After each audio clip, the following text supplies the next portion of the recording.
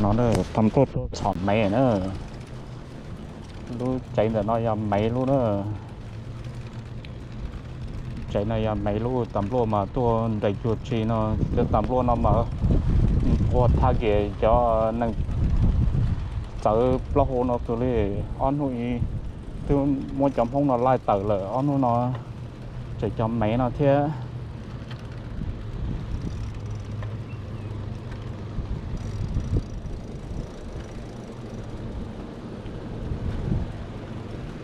tầm luôn chua chi nó thế nào chấm máy nó còn luôn ha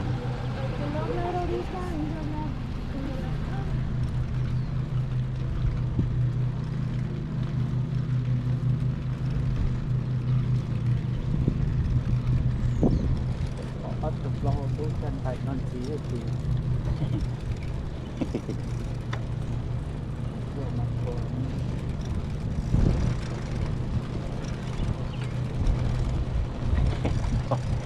bây giờ tầm lo bảo mua con thải đua nó tầm lo cả hai á tầm lo là hai về thải tầm lo sẽ tiền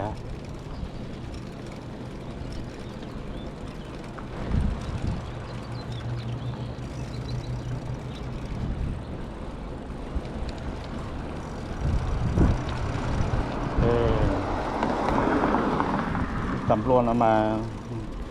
vô thò cho lâu đúng à do lấy trả lời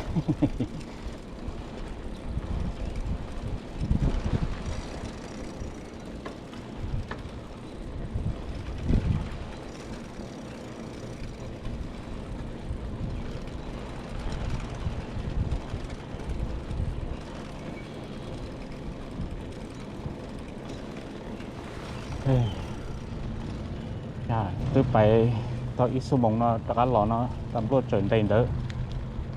hay biết chưa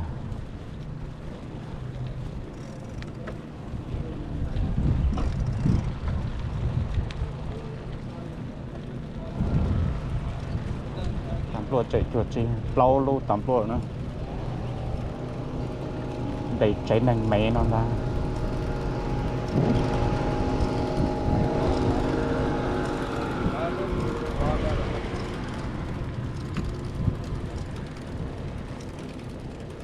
chạy thì nó thế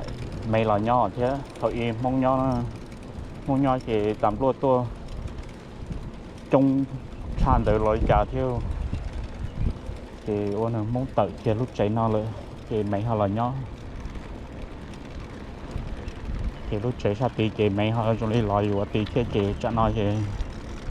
tầm luôn họ tôi thì thế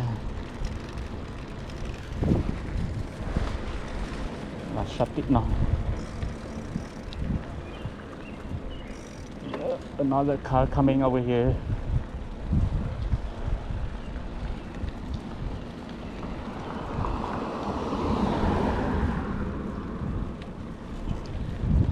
Alright, we are back. We are back. Cái tầm luôn rồi, tôi nhóm lên tay cơ rồi chứ.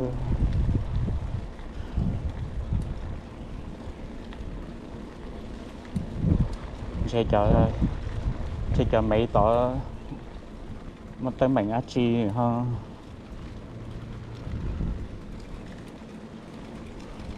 Usually luôn tới chị giả lý sự thua xe khó chơi nhá của tỷ u là cho ôi dân và chua chị đầu tâm mảnh in tới thì nó là lên thì ôi dân và chua chị đầu tâm mảnh cái giả thế